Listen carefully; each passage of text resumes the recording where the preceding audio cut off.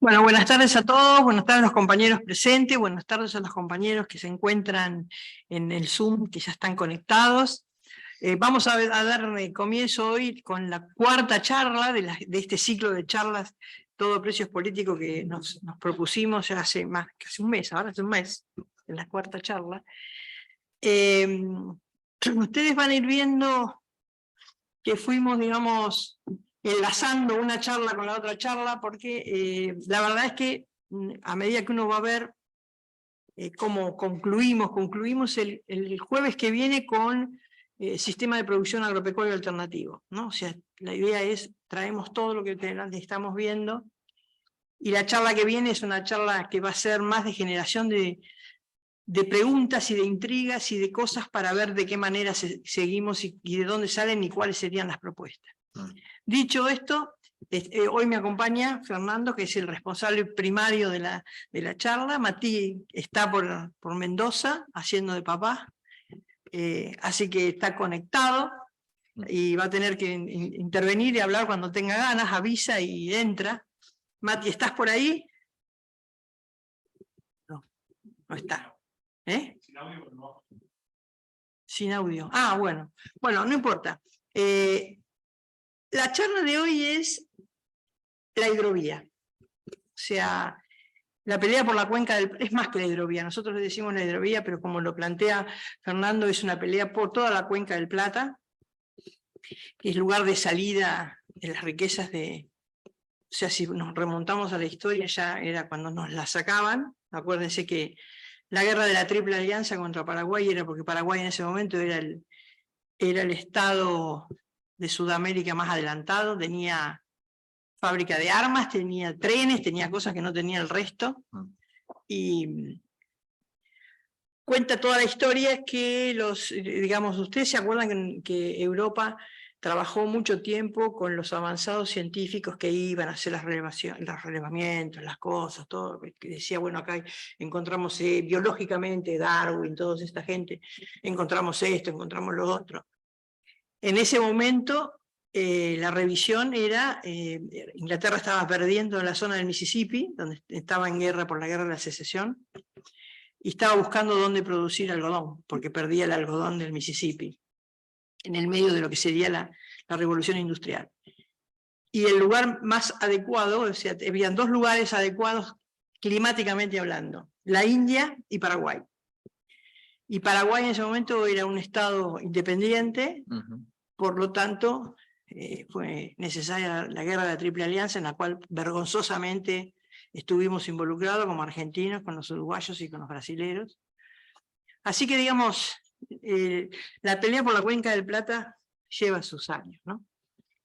No sé si querés decir unas palabras y empezamos, Fer. Bueno, sí, por supuesto, agradecerte, Diana, agradecerle al espacio, a la Comisión de Desarrollo Productivo del Patria, al Instituto Patria, bueno, y por supuesto que no somos ninguno iluminados, somos compañeros que nos ponemos a discutir la realidad, lo que vemos, y traemos también estos debates para poderlos compartir con ustedes, así que esperemos que sirvan estos aportes para el debate. Creemos que son temas centrales para nuestra nación, porque vamos a hablar centralmente de soberanía, así que creo que eso es un tema central para el debate y ojalá estos espacios sean multiplicados. Así que bueno, agradecerte. Bueno, como buena noticia les digo que hay algunas casas patrias que están queriendo que demos las charlas en sus casas patrias, o sea que vamos bien. Bueno, pasa. Bueno.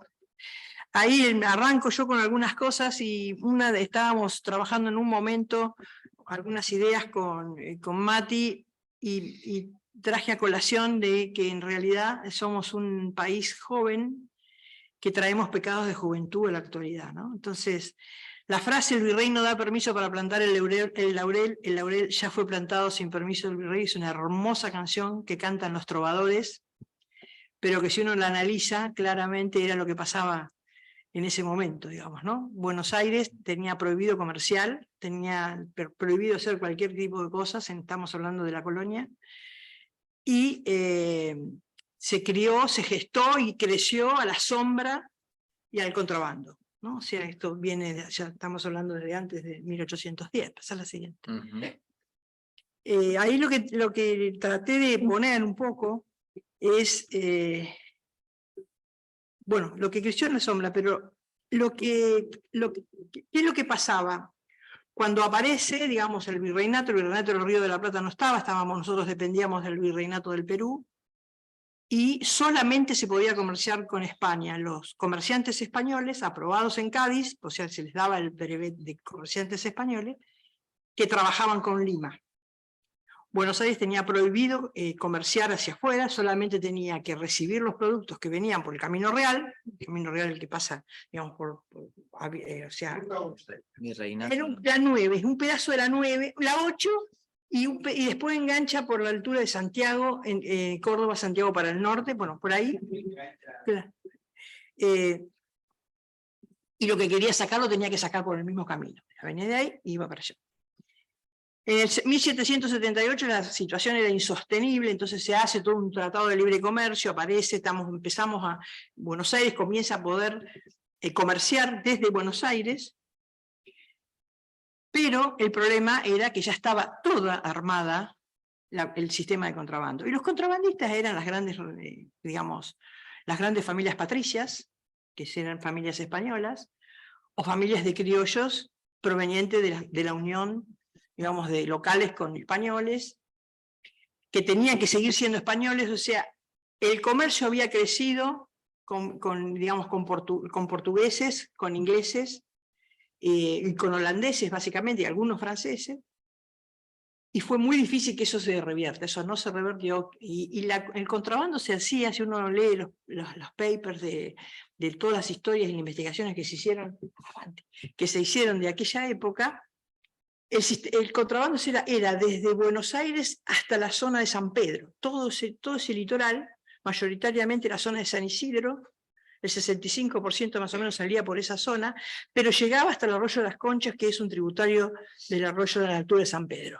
O sea, toda esa zona era zona de contrabando. Entonces, digamos, se crea, si se quiere, un conjunto de, no sé si llamarlo burgueses, pues no sé si son burgueses, en esa época eran comerciantes, anómicos, digamos, ¿no? O sea, no les importaban mucho las normas. O sea, su negocio era el contrabando, siguió el contrabando, y ahora es muy fácil, muy sencillo. Vamos a ver que seguimos con algunos problemitas, como yo digo, son nuestros pecados de juventud que han llegado hasta acá, y que siguen, digamos, ¿no? Y que distorsionan la realidad de la producción argentina, de las exportaciones argentinas, del dinero que tiene que llegar a las arcas por impuestos, para que luego sea, digamos, revierto en inversiones o cosas por el estilo, ¿no? Así que bueno, un poco lo que yo quería recordar con esta, y ya te dejo con esto, es que el contrabando no nació ahora, el contrabando nació en la colonia, se solidificó en la colonia, una buena cantidad, digamos, de familias patricias muy probas en este momento basan todo lo que tienen en el contrabando, en el pecado original. Así que bueno, ahí estamos. Bueno, muy bien, Diana. Yo traje algunos sucesos así cortitos, no para darle mucha vuelta, pero sí para situarnos un poco. Digo, la Primera Guerra Mundial de alguna forma marca el comienzo del siglo XX, pero centralmente marca el pasaje de lo que era el imperialismo a una nueva fase del capitalismo, ¿sí? Básicamente a la fase de capitalismo financiero, que tiene que ver con la fusión de las grandes empresas, ¿sí? Con los bancos, ¿no? Eso determina de alguna forma que todo el territorio global, todo el globo era el territorio del comercio. Entonces empieza a tomar mucha centralidad todo lo que eran las posibles formas de comercializar. Por eso esto solamente era para traer un poco la importancia de las vías navegables como una fuente, digamos, de comercialización a nivel global. Digo, todo territorio era importante centralmente porque era un lugar de conquista para el comercio, ¿no? Me había quedado el videito atrás. De ahí vamos a saltar, bueno, por ahí algunos pasajes, digo, el peronismo fue muy importante en la década del 45 en todo lo que fue el desarrollo de la marina mercante, todo lo que fue el desarrollo de nuestros puertos, hasta que tuvimos algunos sucesos de nuestra Pasó, algo historia. pasó. Pasaron cosas, dijo alguien, que vamos a hacer un videito cortito. El gobierno de la Nación Argentina cumplimenta esta noche 7 cabalísticas privatizaciones, 7 sectores estratégicos del quehacer nacional. Encaramos las privatizaciones de la televisión, de los teléfonos, de instalar el sistema del peaje, de instalar la concesión vial o la concesión ferroviaria, también de privatizar las radios, de incorporar, por supuesto, la privatización de la empresa estatal de la navegación. Nosotros hemos llegado a un decálogo que dentro de unos días se conocerá, que es el decálogo menemista de la reforma del Estado. El mandamiento 1 son palabras de Menem, él no lo conoce aún. El mandamiento 1, que ha extraído de sus muchos discursos, dice así: nada de lo que va a ser estatal permanecerá en manos del Estado. Momento, básicamente que hoy nos trae. Ahí está. ¿Por qué?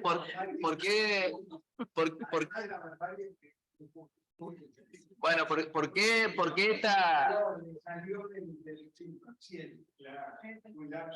esta situación, digamos, o sea, ese impulso en la década de los 90 de privatizar todo lo que estuviera en manos del Estado, que ese furcio, digamos, que plantean los compañeros, que fue realidad efectiva también, de alguna manera, permitió, bueno, básicamente este desarrollo en manos de privados y en manos extranjeras centralmente, ¿sí?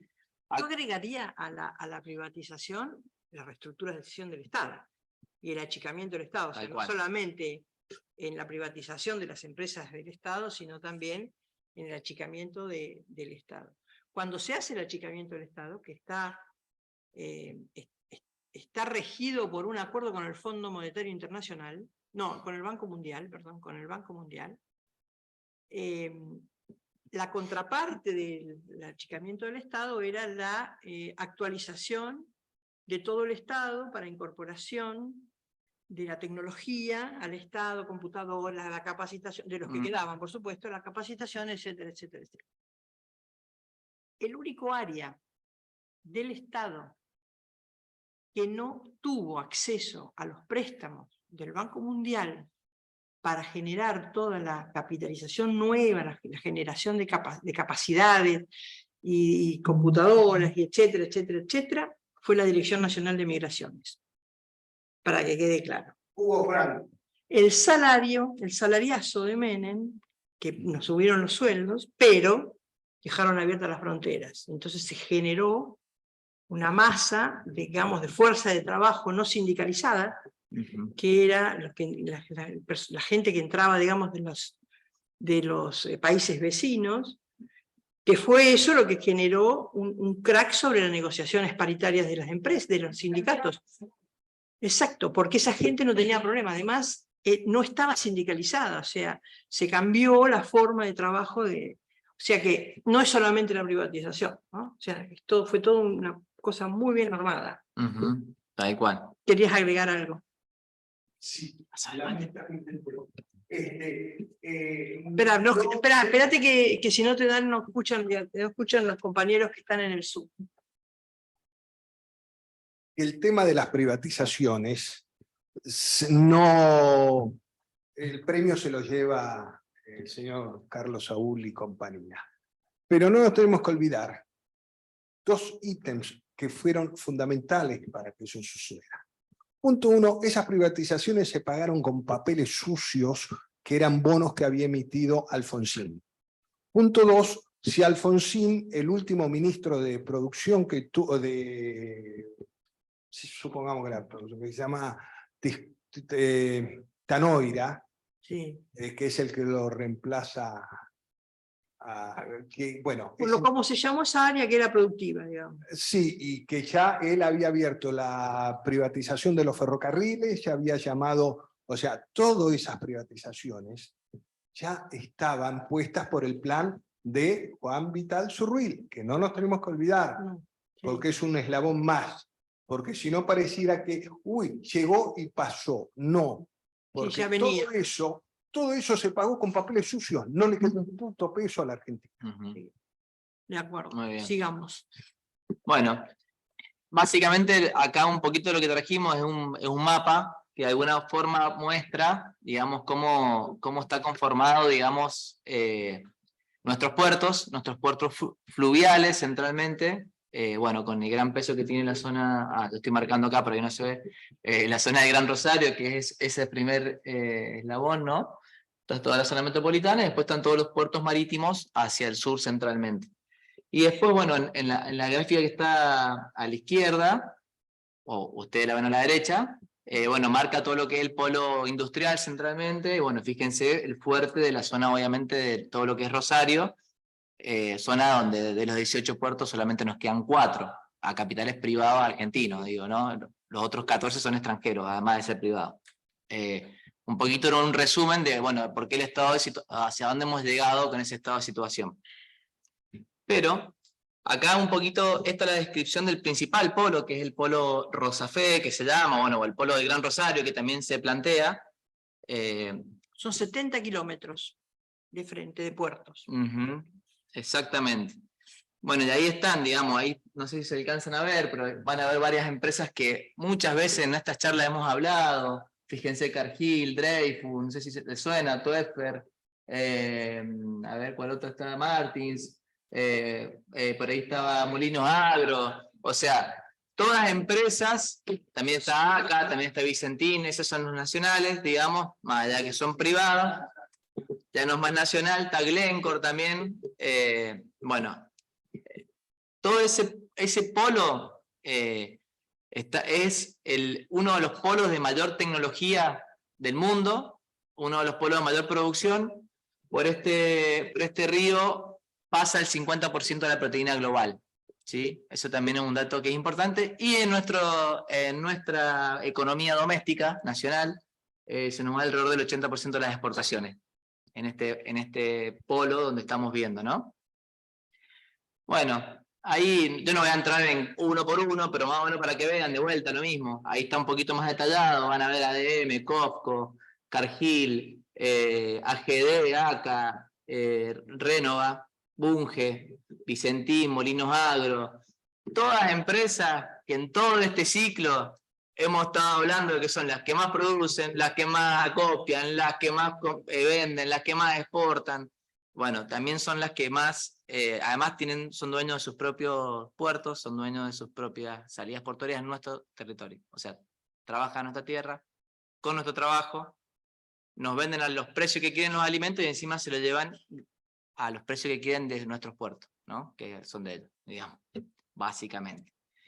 Bueno, un poquito lo que les decía, es decir que acá se concentra el mayor polo productivo de exportación de la Argentina, uno de los polos de mayor tecnología del mundo, también es un gran asiento de todo lo que es todas las maniobras de evasión y elusión, ¿sí? Fiscal, y lamentablemente, tristemente, uno de los mayores polos también de asiento del narcotráfico, digo, he sabido que los puertos, y sobre todo Rosario, digo, lo tenemos bien presente, tiene mucha presencia de lo que es la cuestión narco, ¿no? Dale. Pensé que ibas a hacer un aportecito. Bastante con eso. Básicamente esto ya el Mati, creo que en la primera charla o en la segunda lo explicó bastante bien. Sí, pero yo creo que hay que retomarlo. Vamos a retomarlo, también resumido, digo, en estos 300 kilómetros de ese polo centralmente, como les decía, es el de mayor producción de la Argentina. Ahí se industrializa y se produce entre el 40 y el 60% de los cereales y las oleaginosas. Hay 12 terminales portuarias, 8 son extranjeras. Bueno, y básicamente, si lo comparamos con, bueno, ahí también está todo el desarrollo tecnológico, toda la cuestión de la nanotecnología, todo eso está centralmente ahí, ¿no? Toda la industrialización está en esos 300 kilómetros, no solamente la producción primaria, sino también la industrialización. Recordemos que la soja se exporta en un 95% en Argentina industrializada, eso también es, bueno, una buena herencia, digamos, que nos dejó el proceso de Néstor y Cristina, ¿no? Pero digo, si uno comparara con nuestros competidores globales, digo, Estados Unidos, Brasil, si uno ve las principales zonas productivas, digo, por ejemplo, nuestro país hermano Brasil, que es el Mato Grosso está a 1500 kilómetros del principal puerto, que es el puerto de Santos, donde es el principal puerto agroexportador. Digo, a diferencia de nosotros que estamos sobre el río, en ese radio de 300 kilómetros. Y si lo comparamos con Estados Unidos, y acá van a escucharme hablar mi inglés tan fluido, bueno, digo, la zona de Illinois, ¿cómo se dice? Illinois. Bueno, esa que todos entienden. Bueno, qué sé yo. Está también alrededor de 1.400 kilómetros de lo que es New Orleans, el Golfo de México, digamos que donde salen las exportaciones agroalimentarias de nuestros competidores.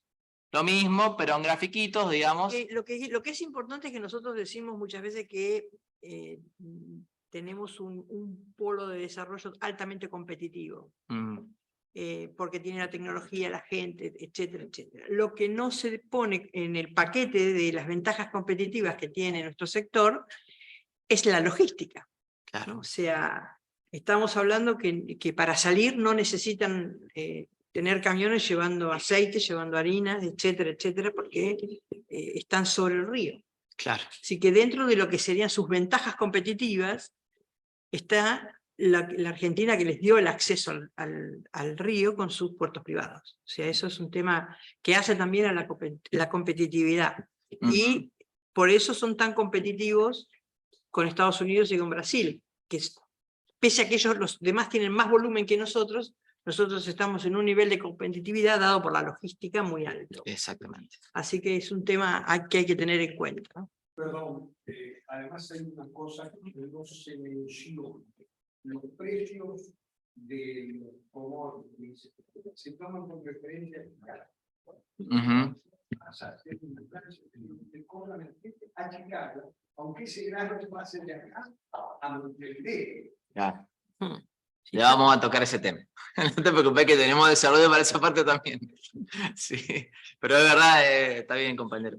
Pero eso, como diría alguien, es una fórmula medieval. Sí, tal cual.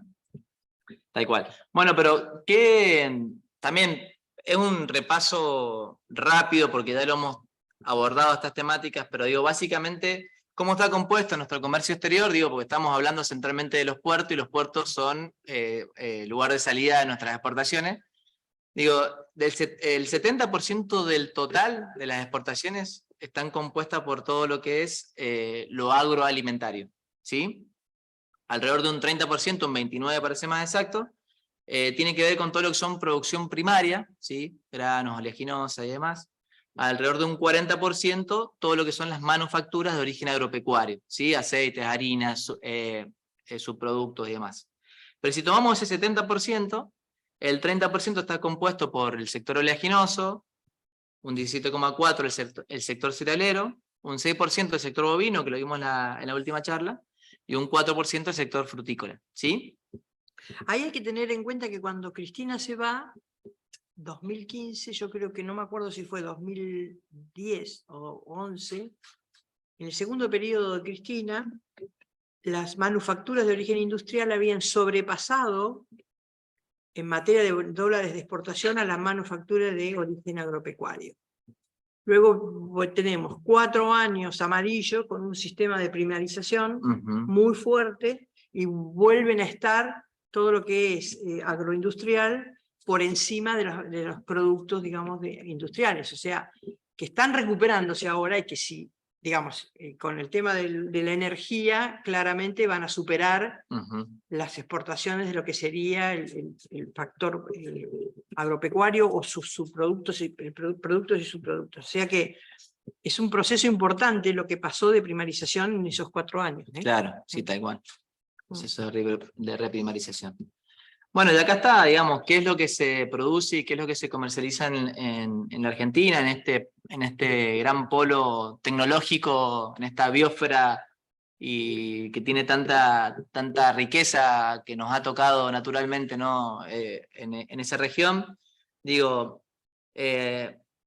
para tomar la campaña 21-22 se sembraban 35,1 millones de hectáreas, estamos hablando que se cosechan alrededor de 130 millones de toneladas de granos, ahí tenemos alrededor de 50 de maíz, alrededor de 40 de lo que es soja, 22 de trigo, 4,6 de cebada, 3,1 de girasol, 3,4 de sorgo, y 4,9 millones de toneladas de otros cultivos, ¿sí? En general. Pero además, digo, Argentina, en esta matriz agroindustrial, es el primer exportador mundial de lo que es aceites, ¿sí? Es el primer exportador mundial de lo que es harinas, y es el tercero en ventas externas de grano, ¿sí? Y bueno, de ahí está, se puede ver el mapita, obviamente todo lo que está con más intensidad el verde es lo que tiene mayores movimientos de todo lo que es la producción agroalimentaria, ¿no? Por eso está todo alrededor del Gran Rosario, centralmente.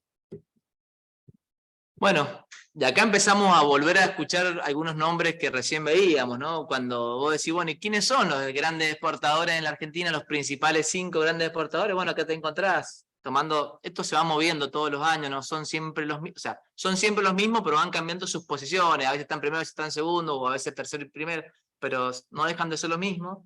Ya que te volvés a encontrar, bueno, Cargill, COFCO, Viterra, Bunge, ADM, para tomar los 5 primeros y fíjense, en función de cómo se van dando las distintas temporadas, bueno, van quedando el distinto puesto, ¿no? Ahí hay que tener en cuenta que COFCO son los chinos.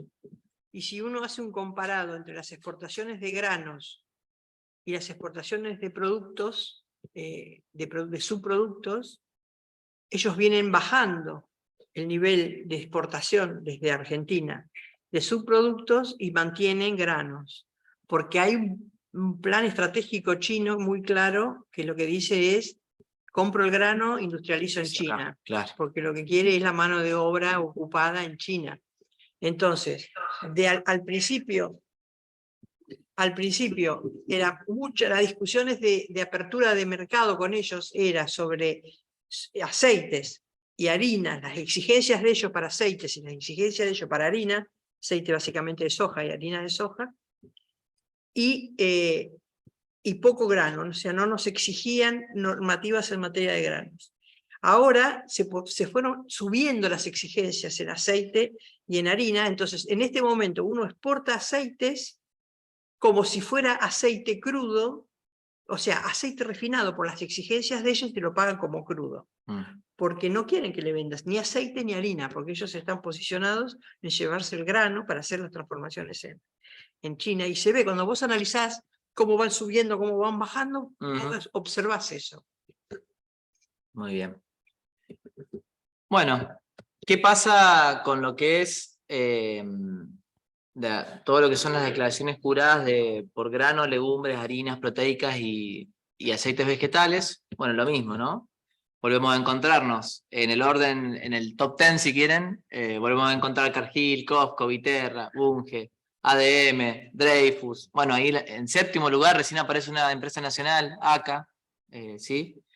AGD en 8º lugar, Molinos Agro en 9º lugar, bueno, juega Magic, que son brasileros, CHS, Vicentín en el 12º lugar, ¿no? Digo, esto como para que tengamos idea en función de los rubros. Y después, digo, en lo que es aceite de soja, bueno, ahí está Viterra, que veíamos la otra vez, de la gran fusión. Está Molinos Agro, está Cargill, AGD, COFCO, Lloyd Dreyfus, ACA, Bunge. Y en todo lo que son subproductos de la soja, ¿sí? Harina, pellet y demás, de vuelta Viterra, AGD, Molinos Agro, Bunge. Son siempre las mismas. Son siempre las mismas figuritas que además son lo que tienen los puertos. Son dueños de los puertos. Son los mismos desde hace 200 años. Más de 200 años. Pero para que veas algo de lo que dijo recién los medios de comunicación, cuando lo meten preso a Dreyfus, pagan a Emil Solá para que escriba el libro Yo Anuncio y que lo dan en el libertad. Ese Dreyfus es el antecedente, pero su familia sigue siendo los dueños de Luis Dreyfus. Claro. O sea, siempre han manejado desde la comunicación, lo que pasa es que ahora le pagan a Manieto, hermoso, comparándolo con Solá, pero siempre su metodología fue igual hace 200 años. Digamos. Y monje sigue siendo monje. Son 3 familias y todavía no cambió nada del paquete accionario. Claro. Son los No se escucha de ahí, no se escucha, para los compañeros no escuchan, sino. O sea, a ver, si, Tiene que pedir o el vení más cerca micro. o si no, bajemos un poco, Bueno, por más que queremos, pero bueno. igual esto era un repasito porque todo esto ya lo hemos estado viendo en todo este ciclo de charlas. Ahora vamos a adentrarnos más en nuestro tema que nos convocaba hoy, ¿no? Entonces, bueno, para empezar a hablar de la Cuenca del Plata, de la hidrovía, mal llamada hidrovía, trajimos ahí algunas palabras. Dice, el que tiene en sus manos los medios del tráfico de un país, tiene también el país mismo. ¿Sí? Este es Friedrich List, que lo toma John William Cook en unas conferencias que hace sobre la soberanía del tráfico, y donde, bueno, una de las cosas que plantea, dice, uno de los medios más eficientes para dominar política y económicamente un país consiste en limitar su soberanía del tráfico, es decir, procurar que sus medios de comunicación estén en manos de empresas extranjeras controladas y limitadas por ellas. Es decir, mientras el edificio de un Estado queda aparentemente intacto, las fuerzas extrañas se apoderan paulatinamente e imperceptiblemente de ese mobiliario, digamos, ¿no? Es como que te tomaron la casa. Cuando te diste cuenta, la casa vos la ves afuera, está enterita, pero está tomada por dentro por las fuerzas extrañas, ¿no? Bueno, acá no vamos a entrar tanto en detalle, pero sí lo importante de esta gráfica era mostrar de vuelta la importancia de los puertos fluviales, que es de alrededor, no me acuerdo si un 80-20, 70-30, versus los marítimos, ¿no? Digo, la importancia de cómo por los puertos fluviales, por donde más se van nuestras exportaciones, no vamos.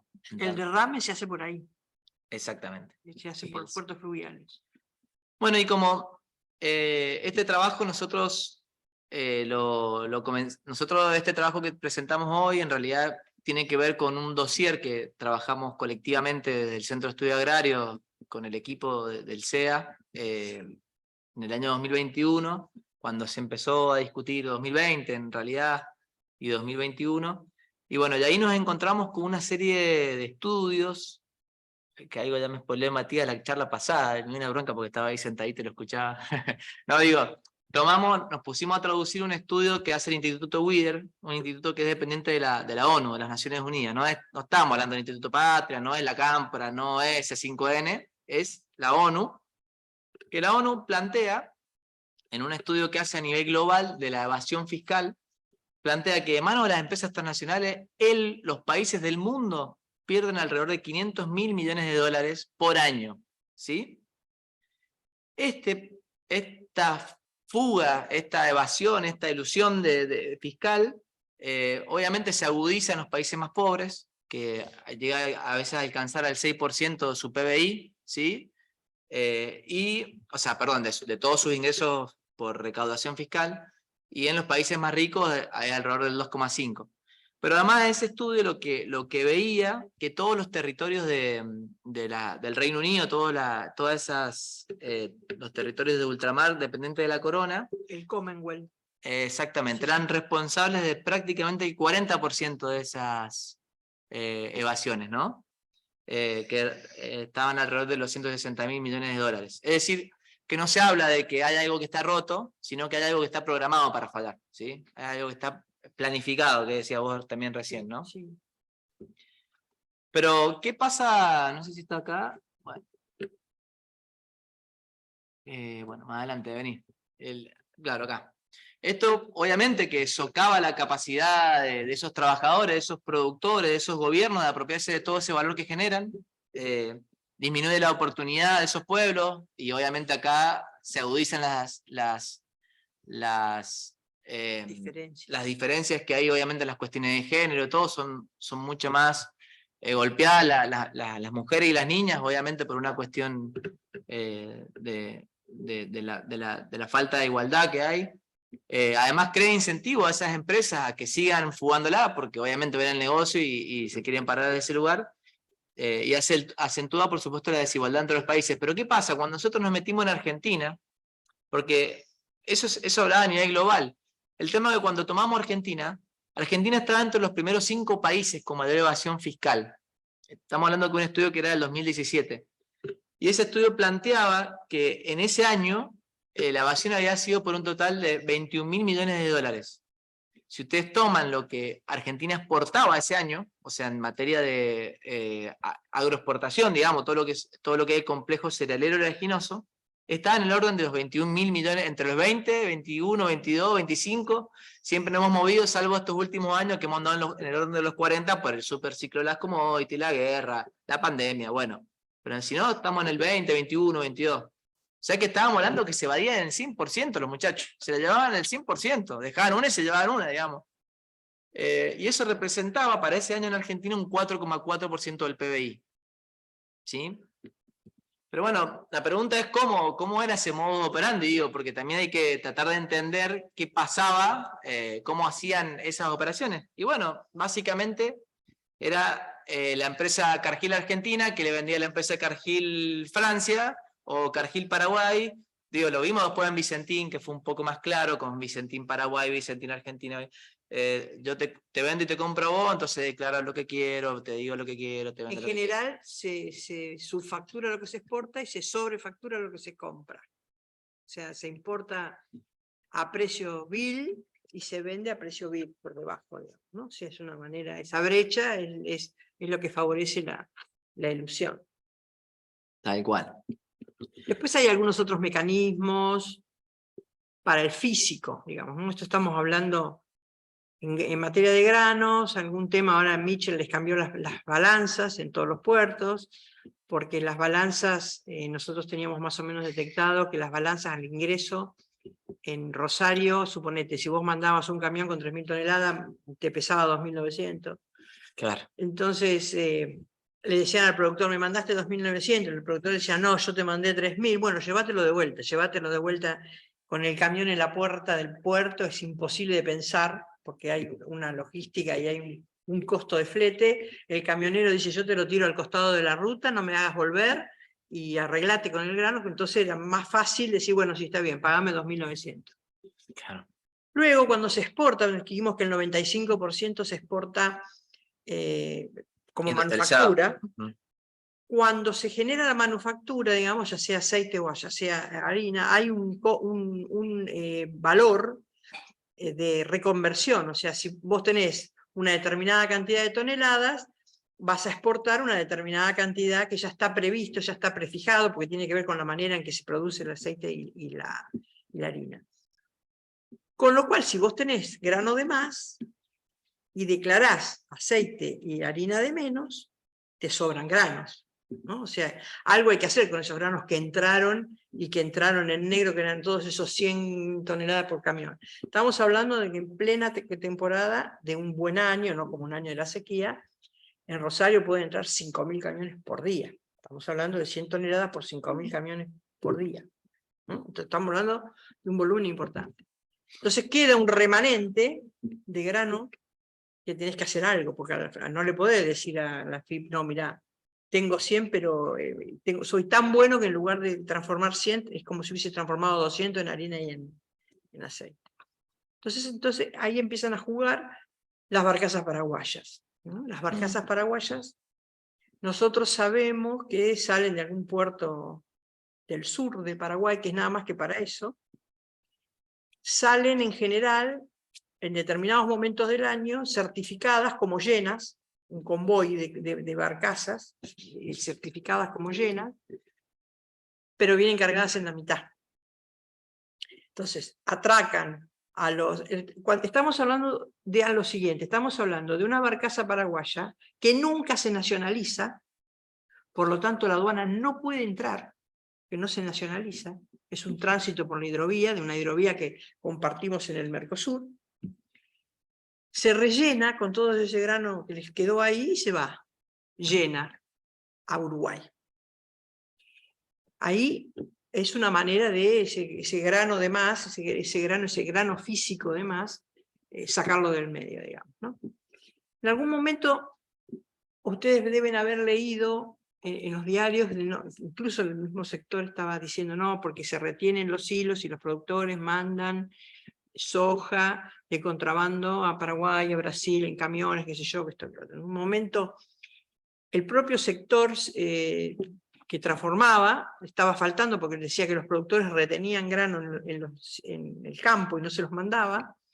Entonces ellos mismos dijeron de que estaba saliendo el mismo sector transformador, digamos, ¿no? Las multi, que los productores estaban mandando de contrabando, tenían 8 millones de toneladas y le estaban mandando de contrabando en camiones a Paraguay, a Brasil, y que no se les decía nada, bla, bla, bla. Entonces yo digo, no hay que comerse ninguna curva.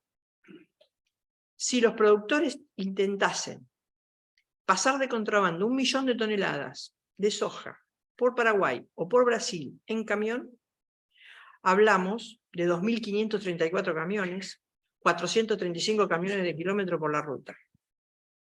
Olvídense. El caño de salida no es de ahí. Claro. El caño de salida es toda la zona de Rosario y de Puerto, ¿no? O sea, cuando uno lee a veces hay que analizar bien las cosas como son. Perdón, seguimos. No, por favor, son todo aporte valioso. Te lo paso en blanco lo que vos dijiste. Micrófono. Dale, vení acá y ya, sentate porque si no la gente no escucha. O dale el... O sea, tiene una barcaza paraguaya, boliviana o brasilera. No, paraguaya. Porque por el gobierno no hay nada más que paraguayas. Bueno, cuando yo trabajaba había... No, ahora no hay. Viene una barcaza paraguaya declarado exportación en tránsito, por eso no puede intervenir la aduana, hace trasbordo y dice que... A veces hace trasbordo, a veces no. Directamente la mandan la al Uruguay. y la mandan a Puerto Uruguay.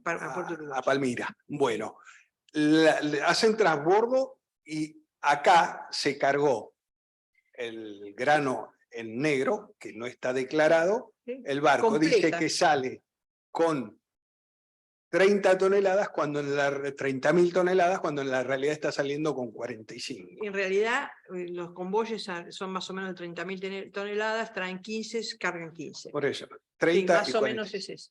Por eso es lo que hacen, y cuando pasan por Palmira, por Uruguay, blanquean todos los papeles y la carga completa. A otro precio, exactamente. Y ahí es subfacturado, porque ahí se están, como decía Fer, autovendiéndose. Claro. Porque pagaron a Paraguay en dólares. Mira, ya en el 2013 no me va a seguir la sigla, la UNCTAD, no sé cuánto, de la ONU también es, sí, planteaba que digamos, de la totalidad del comercio internacional global, el 80% era entre o intraempresas transnacionales, digamos. Ya en el 2013, hace 10 años atrás, imagínense hoy, digamos, cómo estaría esa situación, ¿no? También entonces, en Córdoba pasa que los que transportan el grano tienen, el camión está habilitado con una cierta tara. Entonces, sí, no. Por arriba de su tara. Por arriba. Entonces, en Córdoba lo que hicieron, algo bueno, empezaron a poner balanzas en la ruta y el que estaba excedido, o lo bajas o lo dejas, porque también estaba el productor que aprovechaba la volada de decir, bueno, yo mando tanto y en realidad es como decía él, en vez de mandar 30.000, mandaban 10.000. Sí. Eso también debe estar en la parte que está en negro, seguro. Ahí hay un tema importante cuando se armó desde la Secretaría, en ese momento Ministerio de Agricultura, un programa, cuando comenzaron a subir los commodities, un principal problema que teníamos con el sector de cerdos, era que aumentaban los alimentos, entonces nosotros decíamos, no, mantenéis los precios, y ahí teníamos un problema de precios, en parte complicado porque había subido mucho el precio del maíz y de la soja, que forman parte, digamos, de la 80% del costo del alimento, 60-80%. Entonces, el planteo que se hizo, bueno, no importa, hacemos como si fuera un fideicomiso, no de plata, sino de granos, o sea, si vos vas a consumir en el año, no sé, qué sé yo, 10.000 toneladas de maíz, te ayudamos a que la pagues al principio, al que hagas un precio, mantenés el precio y vas consumiendo a medida de todo el año, a todo el año. Más o menos esa era la discusión que se estaba teniendo a ver cómo se podía ayudar. ¿Cuál fue la respuesta del sector? No. Porque en realidad la mitad de los cerdos van negros. Entonces, si vos tenés eso blanqueado dentro de lo que sería una situación que es en blanco, o sea, el Estado te ayuda a que compres y vos después vas pagando, bla, bla, bla, tenés que blanquear toda la producción. Entonces, no, se avanzó exactamente por... O sea, no son las multinacionales las únicas que valen, eso está claro.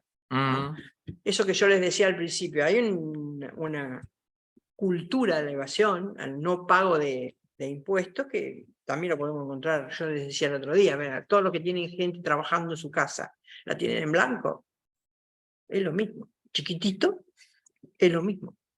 O sea, hay un tema ahí complejo, ¿no? Y es un tema cultural y hay que trabajarlo sobre los niños. O sea, que va a dar 10 pesos, que va a dar 10 millones de dólares, el hecho es el mismo. Lo que pasa es que el que va de 10 millones de dólares afecta a todo el país, afecta a todos los programas, afecta al desarrollo, afecta a un montón de cosas. Los 10 pesos no, pero conceptualmente es un tema cultural. Sigamos. Bueno. Y ahora nos vamos a meter en un poquito a hablar del canal de Magdalena, que para nosotros es una cuestión geopolítica central y que tenemos, bueno, hoy un escenario de oportunidad auspicioso, si queremos, para lo cual trajimos un videíto cortito que nos va a hacer una breve introducción y después vamos a tomar la palabra. A ver si... Ah, ese video, qué bueno. El canal Magdalena es un puerto director para nuestro país. Debido a cómo está trazada actualmente la hidrovía, los barcos que transportan carga argentina están obligados a pasar por Uruguay, en las zonas de Nueva Palmira y Montevideo. Por este motivo, no se puede ir a los puertos del sur argentino sin pasar obligadamente por el puerto de Uruguay. Con este nuevo proceso abierto, renace el plan para finalmente completar el canal Magdalena, una ruta navegable desde el lado argentino del Río de la Plata, que nos permitiría un ingreso independiente y soberano al Océano Atlántico, cuya planificación ya está acordada y aprobada antes del 2015. Esta independencia traería además como beneficios una transferencia de millones de dólares por año por los peajes, servicios y reparaciones de buques, generando trabajo y producción en nuestro país. Junto con esto, es imprescindible la construcción de un puerto director estatal en el estuario del Río de la Plata. Tenemos que recuperar el Paraná, desarrollar el canal Magdalena e iniciar un camino que nos permita recuperar nuestras vías navegables con un fondo de financiamiento, con impuesto al flete de lo que se exporta e importa para darle trabajo a los astilleros nacionales, refundar la empresa de líneas marítimas del Estado y restablecer la Administración Nacional de Puertos, disuelta por decreto por Menem. Es ahora y es posible. No queremos nuestros ríos en manos belgas, inglesas, norteamericanas ni chinas. Vamos por una hidrovía argentina en manos del Estado y bajo control, cuidado y beneficio de nuestro pueblo. No lo había visto nunca. Ay, no sé ahora cómo se saca. ¿Cómo se...? Ay, ahora... ¿Cómo se...? ¿Cómo vuelvo? ¿Cómo vuelvo a la presentación? Qué bueno. Pero es que tengo el mouse de este lado. Ah, ahí está. ¿A dónde? Ay, perdón por tan poco. Sepan disculpar. Ahí está. Esa, muy bien. Gracias. No, bueno, a ver, básicamente queríamos traer la discusión de lo que es el canal Magdalena. No sé si entendemos la dimensión o si se explica bien, digamos, Argentina, algunos hablan de la Argentina bicontinental o esta cuestión de que veíamos al principio, de esa Argentina de los ríos, de los grandes ríos, del río Paraná, la Cuenca del Plata. La Cuenca del Plata yo no profundicé, pero digo, la Cuenca del Plata es una cuenca que atraviesa 5 países, que tiene 3.170.000 kilómetros cuadrados, que conforma el acuífero guaraní, que se asientan más de 100 millones de habitantes y que comienza en Puerto Cáceres en Brasil y termina en Nueva Palmira al sur de Uruguay. Digo, esa es la Cuenca del Plata. Esa Cuenca del Plata, donde gran parte, como decía Diana, es territorio nacional, digamos, por donde atraviesa un barquito que sale del puerto de Rosario y quiere ir al puerto de Quequén en provincia de Buenos Aires, tiene que pasar por Montevideo. sea, no hay una conexión de todos esos puertos que veíamos al sur de la Argentina, puertos marítimos, con los puertos del río. Porque, como sabrán, hoy navegamos a través del canal Punta Indio. El canal Punta Indio atraviesa, cruza, ya vamos a ver ahora unas gráficas, a contracorriente, o sea que sedimenta mucho más, que tiene mucha tarea más de dragado y balizamiento, que encima le hacen empresas de afuera, Jan de Nul, empresas belgas, siendo que el canal Magdalena naturalmente sería un canal mucho más ancho, mucho más cómodo, mucho más práctico, y a su vez nos permitiría una conexión rotunda con nuestro mar. Es decir, que cualquier barco que viene de ultramar, digamos, de Europa, Asia, África, o de donde quieran, de Norteamérica, no sé, hoy tiene que llegar al puerto de Montevideo, pedir, aunque sea argentino, pedir permiso a aguas internacionales, cruzar el canal Punta Indio para llegar a un puerto en el río argentino. Y lo mismo si sale un barco del puerto de Rosario, del puerto fluvial de Rosario, y tiene que ir a hacer una recarga a Quequén, tiene que hacer el mismo procedimiento, pedir permiso internacional, ir hasta el puerto de Montevideo y desviarse otra vez hacia el sur. Aclaro. Todos los barcos que transitan tienen que tener lo que se llama un práctico, que es el asesor del capitán que le enseña las vías navegables. El primer punto donde sube el práctico para navegar desde el río de la Plata a toda la cuenca del Plata, que se llama Punto Alfa, porque es donde comienza, está en Montevideo. Los prácticos argentinos tienen que tomarse el avión a Montevideo para ir a su trabajo. Increíble. De argentino. Es una locura. Que aparte, también quiero contar, compañero, que ese puerto de Montevideo tampoco es nacional de Uruguay, o sea, ni siquiera es que es un puerto nacional, sino que también está delegado a una empresa transnacional, no sé si es, creo que también es belga. Belga creo que es. Belga, todo con la sí, hidrovía. estoy casi convencido que es belga, o sea, ni siquiera es que vos decís, bueno, última queda en nuestra región. No, no son uruguayos, muchachos, muchachas, no son uruguayos, son belgas. Bueno, entonces, básicamente el canal Magdalena se comporta como ese puente, se comportaría como ese puente que uniría el río con todos los puertos marítimos, ¿no? Pero bueno, ¿por qué, digamos, cuál es la necesidad de por qué avanzar? Y ahora vamos a hablar también en qué estado estamos, porque también es importante entender en qué estado estamos para saber por qué estamos discutiendo esto.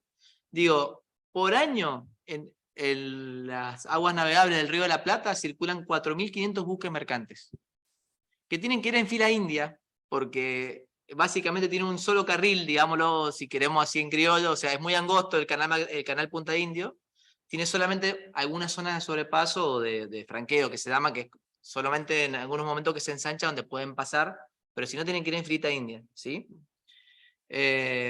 Bueno, gran porcentaje de las embarcaciones tienen que completar su carga de 34 pies a 45 pies en el puerto de Quequén. O sea, salen de Rosario, o de alguno de los puertos de Gran Rosario, tienen que venir a Quequén. Quequén Bahía Blanca. O sea que tienen que irse hasta Montevideo y volverse hasta Quequén. Después, digamos, todo lo... Sale y se altera, porque pierde el control de la aduana argentina. Si recarga, sí, si no, no. El peso Depende de la recarga. En general, en Montevideo no están recargando, no están abriendo, porque las bodegas salen precintadas por Senasa, en el caso que sea grano, y aduana argentina. Y cuando llega a Quequén para recarga, o llega a Bahía para recarga, se controlan los precintos. Los precintos deben ser lo mismo. O sea, en teoría, salvo que haya habido alguna cosa media rara, es el mismo. O sea, la recarga se hace, no hay una mezcla. No hay posibilidades que recargue en Montevideo, lo cual es más estúpido todavía, porque si vos me dijeras, bueno, a ver, tengo que recargar grano en Nueva Palmira, vos decís, bueno, qué sé yo, la lógica comercial internacional. No. Exacto. Los costos, exacto. los tiempos. Los costos, los tiempos, la mano de obra argentina, un montón de cosas. Sigamos. Exactamente. Bueno, nada, esa necesidad de poder fomentar y facilitar una flota mercante nacional para transportar las mercaderías y a través del mar argentino, digo, ya vamos también a ver algunas plaquitas. Y bueno, y esto que les contaba recién, el canal Punta Indio se encuentra atravesado, lo que hace que tenga mucha más sedimentos, eso está comprobado, entonces tiene mucha más tarea de balizamiento y dragado, ¿no? Y bueno, y obviamente que, o sea, todos los servicios que nos perdemos de tener por no tener, claro. Entonces ahí estaba lo que decía el compañero, todo lo que son los prácticos, las autoridades, inspectores, tripulaciones, servicio de lancha, aprovisionamiento de víveres, agua potable, reparación, repuestos que podríamos estar brindando desde trabajo y empresas nacionales, y no, lo terminan brindando empresas uruguayas o vaya a saber de dónde, ¿no? Digo, pero emplazada en territorio uruguayo. Claro, abastecimiento de combustible, o sea, de todos los insumos requeridos. Es decir, que nos perdemos la posibilidad de generar trabajo nacional y obviamente ahorrar divisas, hoy en día que es un tema tan central, ¿no? Pero, hacer el canal, si se hace el canal, somos soberanos. Se licitó el canal. ¿No? Ahora,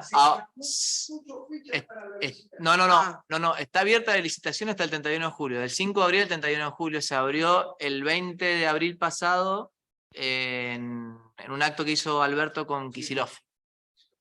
Que eso está más adelante. Ahí estábamos spoileando la charla. Pero bueno, o sea, estamos en un proceso licitatorio. Si estaba Matías, ya hubiera. ¿Sí? Bueno, esto es una... está ahí, está diciendo Seña que quiere hablar. ¿En serio? Dale la palabra. Bueno. Bueno, acá hay una comparativa, digamos, que básicamente lo que hace es comparar qué es lo que pasa en el mundo en general y qué es lo que pasa en Argentina en materia de transporte de las mercancías, digo, de los alimentos, todo lo que son de la distribución, la logística y distribución que hablaba Diana, hacia adentro del territorio nacional. Entonces, fíjense, en el mundo en general, el 50% de todo lo que son las mercancías se transporta por tren, el 40% en camión y un 10% en barco, ¿sí? Por los costos, digamos, ¿no? Obviamente que el camión es lo más caro. Bien. ¿Qué pasa en Argentina? El 84% lo transportamos en camión, el 14,5% en tren y solo un 1,5% en barco por esta desconexión brutal que tenemos de nuestro territorio. Y para que lo saben, esos camiones no son de... No. O sea, es otro el gremio mundial. Estos camioneros son independientes.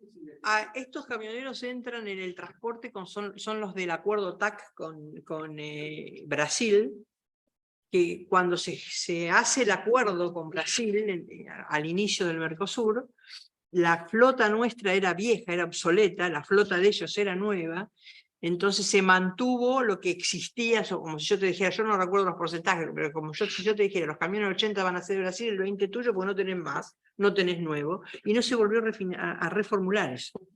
O sea, eso que va en contra de... O sea, por eso la mayor parte de los camiones que traslada, que ustedes ven, que llevan fruta, que traen esto, que llevan lo otro, son brasileños.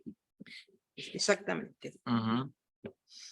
Y la otra cosa es que se hizo un buen trabajo haciendo pelota los trenes. Sí, claro. ¿No? O sea, Europa, con el tema del cambio climático, discutió, que ya está avanzando sobre eso, en cómo se iba a trasladar dentro de Europa los alimentos o lo que fuera que trasladaban. Y tenían un conflicto con el gremio camionero. O sea, yo te obligo a que los tramos largos se hagan con tren, por lo tanto, tuvo un problema serio con el gremio de los camioneros. Entonces lo resuelven, los trenes llevan los tracks. O sea, el camionero negocia y dice, bueno, yo voy a llevar, no sé, manzanas de España a algún lugar, o naranja de España a algún lugar, cargo el track lleva, suben el track en el tren, tramos largos se hacen en tren, al otro lado hay un motor, un track, que engancha lo que bajan del tren y hacen el reparto local. O sea, la distribución más chiquita la hacen la los chiquita camiones. con camiones, la larga, pero Exacto. como no podían resolver no, o sea, los tipos que tenían los camiones de larga distancia tenían problemas, entonces bueno, está bien, pero no vas andando, digamos, te subís la parte de todo la carga al tren, yo te llevo en un playón el track, lo bajás allá y lo repartís en el punto hacia donde va, ¿no? O sea, eso es un acuerdo que yo no sé cuándo ya empezó, pero ya está trabajando, pero no me acuerdo, me llevó como 7, 8 años de negociación. Tal cual. Bueno, espérate, pasale el...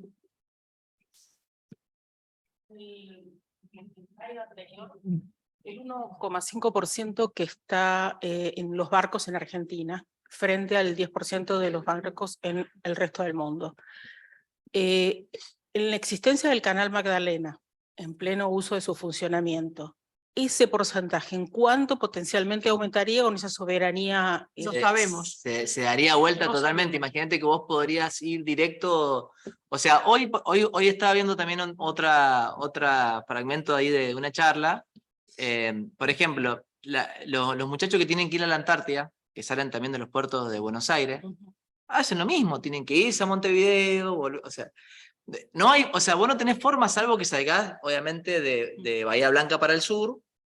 Si no estás desconectado, estamos desconectados. El problema es una desconexión. Obviamente que eso mejoraría muchísimo más porque deberíamos volver quizás a este grafiquito que estaba al principio. Porque una mejor extensión de los ramales ferroviarios, Acá está, mirá. más una mejor extensión del Canal Magdalena en todo su esplendor, digamos, reduce notoriamente el uso de los camiones. Para que te des una Sí, idea, claro. hablemos de... Parte de la voy a carga que hablar puede de tener un Santa camión. Cruz porque lo tengo claro, porque participé de toda la negociación. Santa Cruz quiere hacer un proceso de desarrollo, de producción de aves, de carne de ave, de huevos y cerdo en Santa Cruz. Porque para ellos llevar el alimento, o sea, llevar la carne, es muy caro. Claro, claro. Pero van camión. Entonces ellos avanzaron. Ah. No está yendo en barco, está yendo en camión. ¿Por qué? Ellos avanzaron en generar los silos. O sea, ¿qué es lo que están planteando ellos? Nosotros queremos hacer la producción acá, porque la podés hacer la producción allá. ¿Cuál es el problema? El alimento, que son los alimentos granos. ¿Cómo Claro. me llegan los granos? Los granos me llegan en camión. Entonces, el precio de la logística de la llegada de granos para poder hacer el desarrollo es tan alto. Impagable. Entonces, generaron en Puerto Deseado creo, uno de los puertos, silos especiales, porque tienen que ser silos especiales, porque el viento en la Patagonia te lleva puesto todo, y está todo preparado para recibir en barco. Pero no pueden, no pueden. Pueden, pero con este planteo que estamos hablando, o sea, de acá a Montevideo, de Montevideo. Entonces, ¿qué cosa más complica? O sea, vos salís con un barco a pedir permiso a Montevideo para llegar con el grano a Río Gallegos. ¿Qué te dice aduana? Estás exportando el grano. Claro. Y cuando llegás a Santa Cruz lo tenés que reimportar. Porque para aduana, digo, pero vos salís a otro país.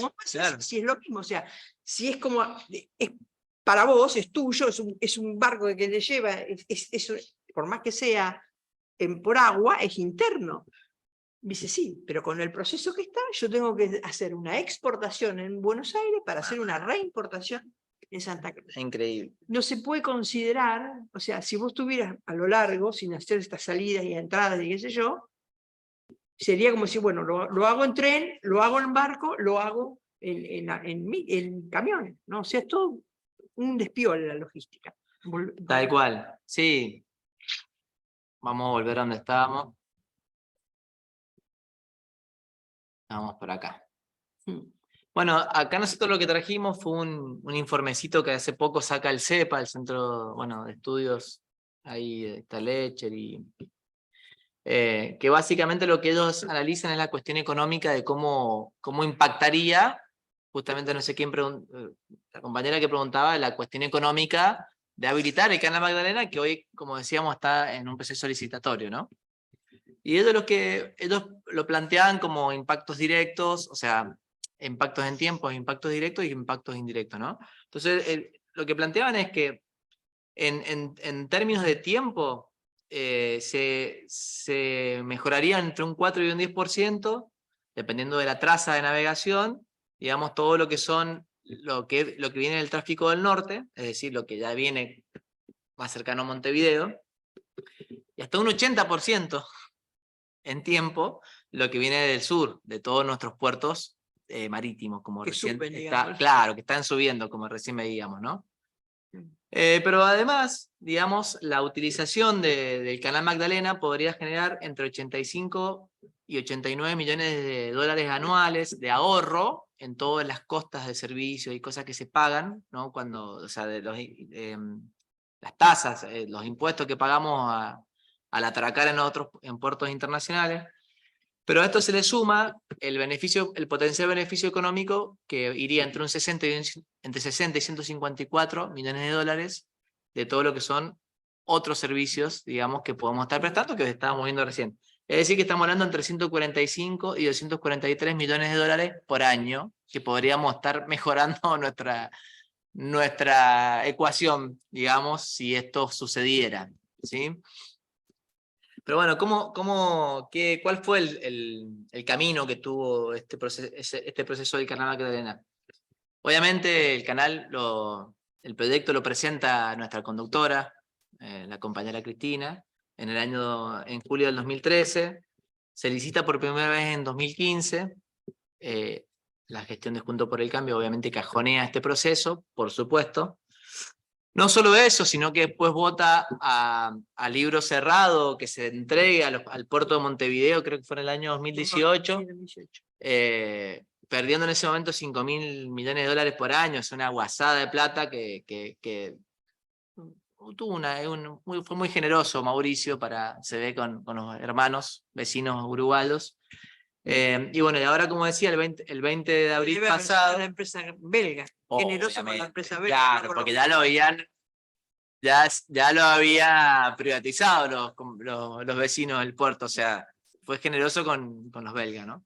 Que también fueron generosos con el dragón de balizamiento con Jan de Null, que también, capítulo aparte ni lo tocamos, pero también es una empresa belga que también tiene varios chanchullos a lo largo del mundo y en su historia. Que estaban manejando la hidrovía. Que son los que estaban dragando la hidrovía de la Cuenca del Plata, ¿no?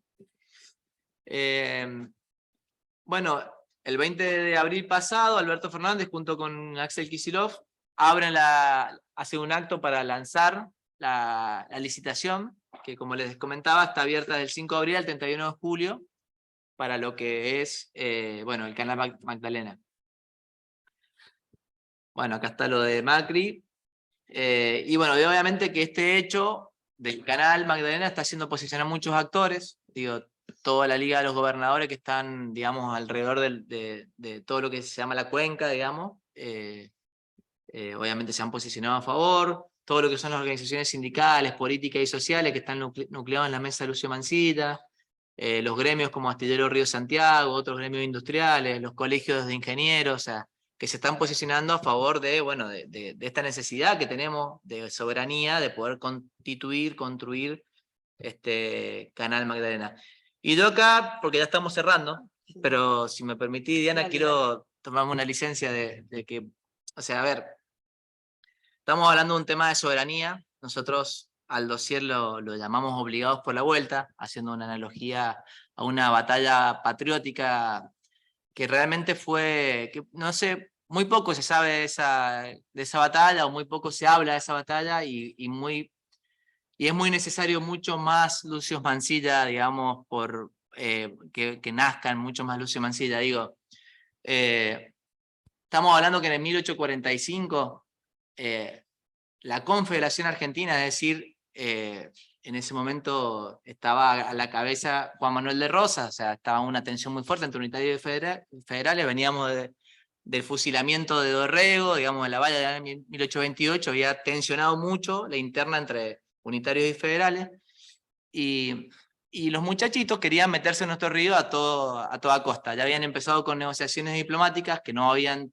llevado a buen puerto, porque obviamente Rosas se estaba parando en un proteccionismo y en un cuidar la industria nacional y la incipiente industria nacional en ese momento, de los cueros y demás.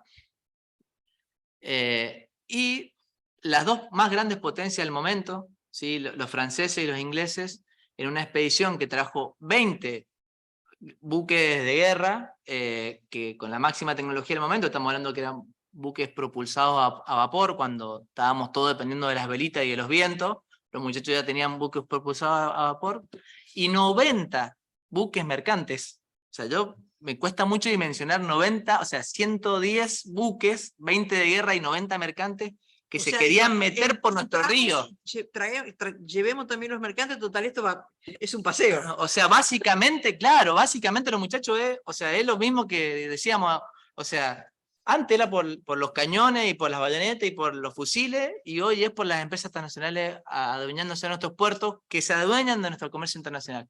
Y fíjense cómo estos patriotas pudieron tener la viveza criolla. Digo, Lucio Mansilla fue no solo que era cuñado de Rosa, es una perlita, porque estaba casado con Agustina Rosa, que era la hermana, pero además había peleado en el ejército de San Martín, y había cruzado los Andes en la gesta libertadora, o sea, de ahí venía Lucio Mansilla, y él identifica un lugar en el río, que era este lugar en San Pedro, creo que Obligado, que claro, que es una zona muy angosta, una zona que tiene apenas 700 metros de ancho, pero a su vez en los bordes está como en caída.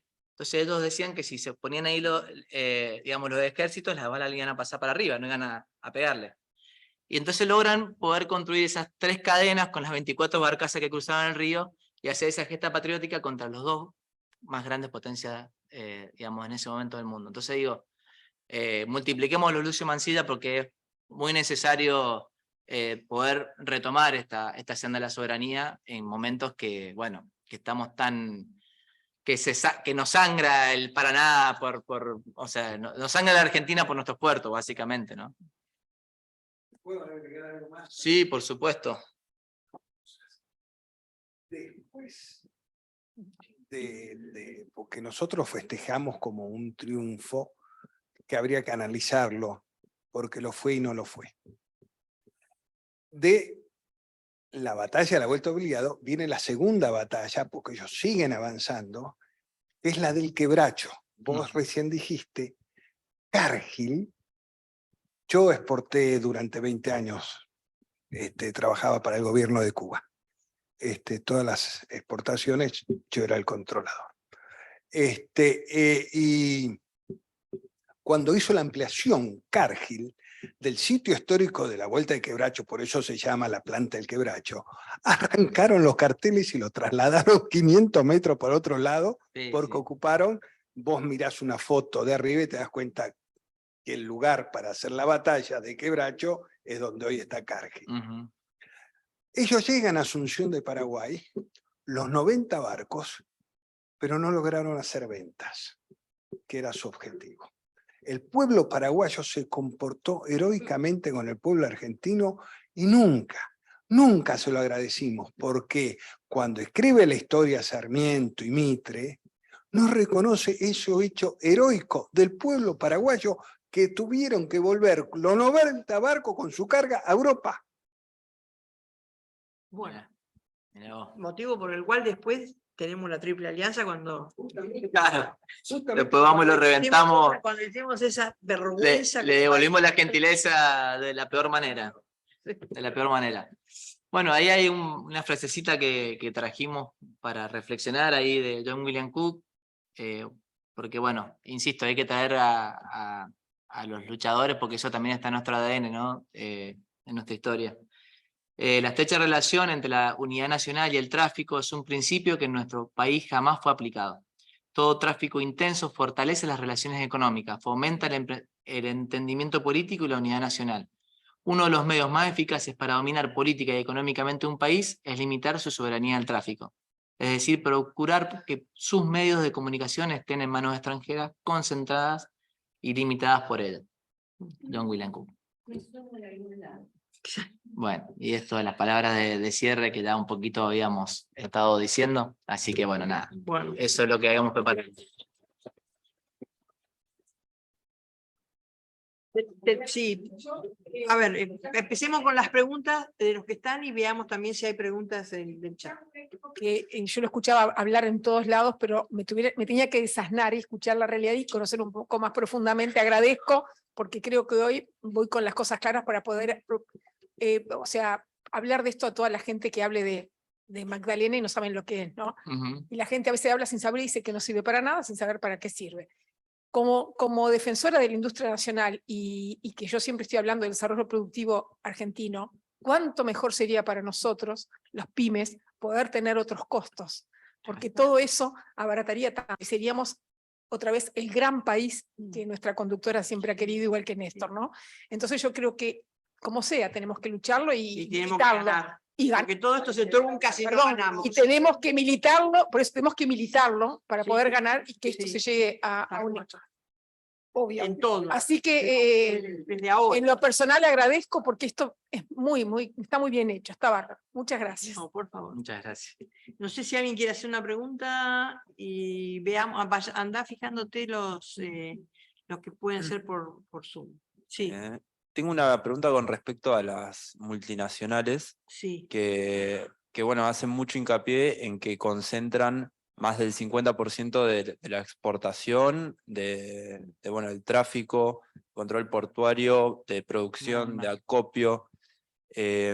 Ahora lo que no me queda claro es si, digamos, el desfalco al país, todo el perjuicio que tiene el país, obviamente en términos de soberanía eso queda clarísimo, pero digo en términos fraudulentos, si digamos está hecha la ley a medida, que digamos, no sé, Dreyfus, Viterra, Vinge, Diego? exportan legalmente todo lo que exportan, concentran legalmente todo lo que concentran, Sí. o si hay, digamos, no sé, esto que cuentan de que van a Uruguay, digamos, eso sale legal, no sale legal, digamos, eso es lo que no termino de... Una de las cosas que dijo recién Fer es que se votó en el 2018 a libro cerrado la autorización para que pase lo de Paraguay, lo de Uruguay. O sea, desde lo que está es legal. Diego, ¿me Primer escuchás punto. vos? La ley de empresas financieras es de la época de Cavallo. Uno para cambiarlas necesita... Bueno, Cavallo estaba en el Banco Central, Martínez de Oz, ministro de Economía. La dupla. La dupla. Para cambiar esas cosas necesitas poder, digamos. Poder me refiero a Congreso, ¿no? O sea, números positivos en el Congreso. Fíjate que ayer no tuvimos quórum, no nos dieron quórum.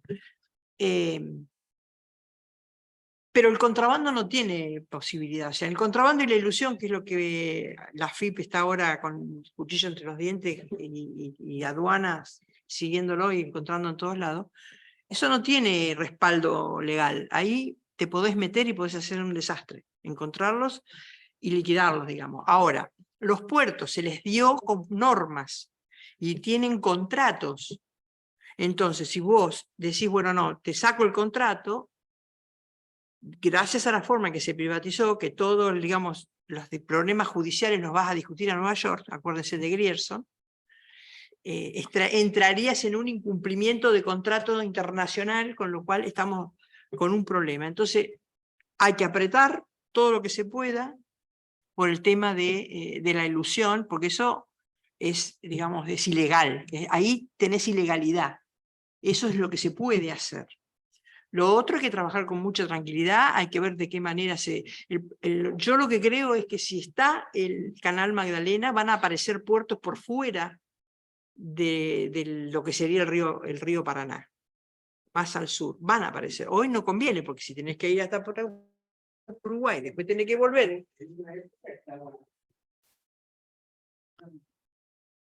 Está el de La Plata, pero es de contenedores. Claro, no, el Escobar está funcionando, pero está funcionando especializado en maderas y alguna cosa por el estilo. No, ahora no hace cereales. Claro, por eso se han ido concentrando los cerealeros desde de San Nicolás al norte. Ahí están concentrados. Sí, y eso es el tema. Pero bueno, ¿tenías otra pregunta? No, más que nada, entonces, en algún punto...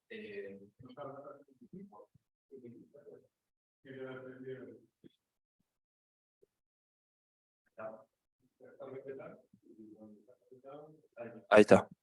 Entonces, en algún punto sería más lo que arriesgan por la ilegalidad, cosa que no creo. Entonces, el negocio para ellos es redondo, porque las leyes, digamos, y el poder que concentran lo hacen que no tengan ni que arriesgar. La ilegalidad es porque son angurrientos. Pero- Entonces, claro, por eso digo, entonces, la ley está hecha a su medida. Sí, claro. pero bueno, lo que digo yo es, Ujú. hay cosas para corregir, pero además, viste, cuando vos decís, bueno, total son impunes, tenés un sector de cosas que podés apretar. Ese es un Bueno, el Magdalena es pensar un poco Después afuera de la pasale- caja. ¿Cómo? Magdalena es pensar afuera de la caja y bueno, te corro para acá. Corre un montón. Lo que pasa es que Magdalena te permitiría una estructura de servicios que es desarrollo también de trabajo local y que además es una cuestión de logística, que hoy te atrasa muchísimo la logística. Y de costos, o sea, ahí es lo que decía la compañera, cómo se tenían los costos, son costos dolarizados, o sea, ese es todo el problema que vos tenés hoy con el canal Punta Indio y yendo a Montevideo. Digamos que nos exprimen de todas las maneras. Esa es la idea. Sí. ¿Qué tal? Buenas noches también para todos los compañeros que nos están acompañando virtualmente. Tengo entendido que todos los granos están amparados, el tránsito de ellos, por la Carta de Porte. La Carta de Porte es un documento, bueno, gestionado con un sistema muy fuerte desde no solamente de la confidencialidad, sino desde la seguridad informática. Entonces yo pregunto, si todo está perfectamente, digamos, mensurado, las cantidades que se transportan desde los acopios y que ingresan a la zona de los puertos, ¿cómo se puede desaparecer esa mitad que completan las barcazas paraguayas? A ver. Entonces, ¿dónde está la falla y para encontrar un camino de mejora, ¿no? La AFIP acaba de cambiar el sistema de emisión de carta de porte. Cuando acabo te digo hace un mes y medio. Porque el sistema anterior, ellos detectaron que había sido vulnerado. Entonces vos entrabas ¿Ahí me escuchás, Diego? Y podías comprar cartas de porte, te las ofrecían, carta de porte con intervención, sin intervención. Así, comprarla. Entonces, acaba de cambiar el sistema. Están trabajando en decir, bueno, si vos tenés un campo acá y me venís a decir que cosechaste dos granos y yo te digo este campo produce 10, no me podés declarar 2. Y si no me tenías que justificarme por qué razón. Hiciste 2 granos y no hiciste los 10. O sea, se va cerrando. Ahora, yo lo que te digo es una cosa. Hay estudios de abogados que solamente están para encontrar los huecos de nuestra normativa para ver de qué manera evaden. Claro. Ese es un tema que lo tenemos que tener en claro. El tema que recién comentaban los compañeros de Córdoba, de que yo te declaro que en la carta de porte mando lo que dice la tara del camión, pero resulta que yo en realidad lo rellené más, ahí tenés, son como puchitos, vos vas generando acá, allá, un poco acá, un poco allá, un poco acá, un poco allá, ahí tenés todo esto.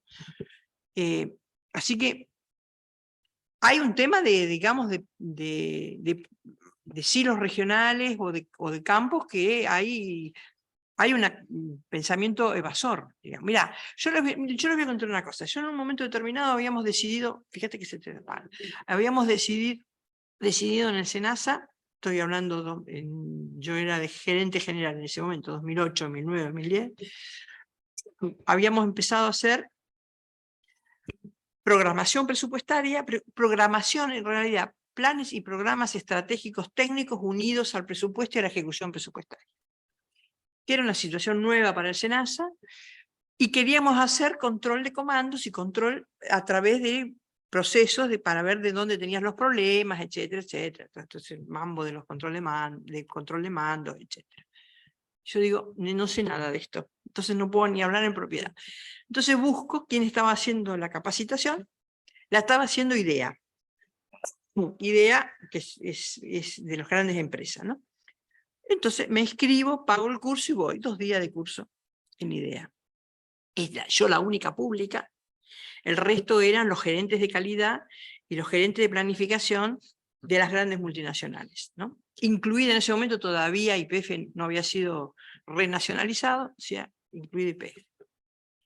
Entonces nos empiezan a explicar cómo se tenía que hacer, cómo se gestaba, que vos tenés que tener el gol tuyo, tenés que buscar lo que esto, que el otro, acá, ya, todo, explicación, está muy bonito.